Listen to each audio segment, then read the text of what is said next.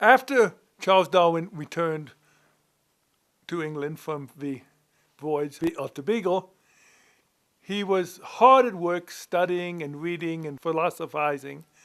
And of course, some of the books he read were quite famous books at that time. One was Malthus, which are worried about whether, since animals grow exponentially and the food source linearly, would that be somewhat a disaster because there wouldn't be enough food to support this large increase in the number of animals. He was also reading Adam Smith and his book, The Wealth of Nations, in which Adam Smith talks about human beings absolutely competing for economic success. And those people who were economically successful continued, where those who were not economically successful fell to the wayside.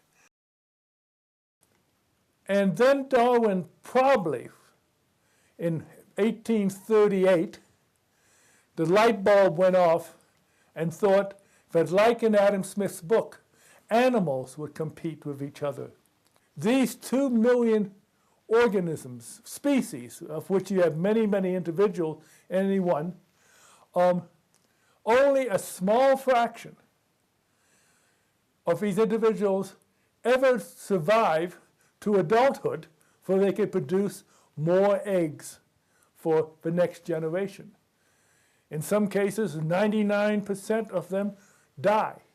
That was his one observation. His second observation was that even within species, especially in species, there is no such thing as 2 identical organisms.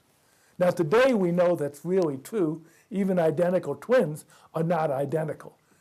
Every twin, every individual within a species is slightly different or grossly different, but they're always different.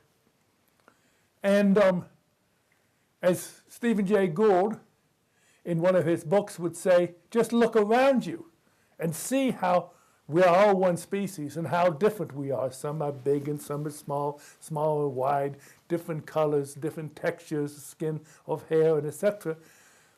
And then Darwin proposed, if these differences within a species, or variations within the species, some of them are acquired just by experience. You stay out in the sun too much and you get a suntan.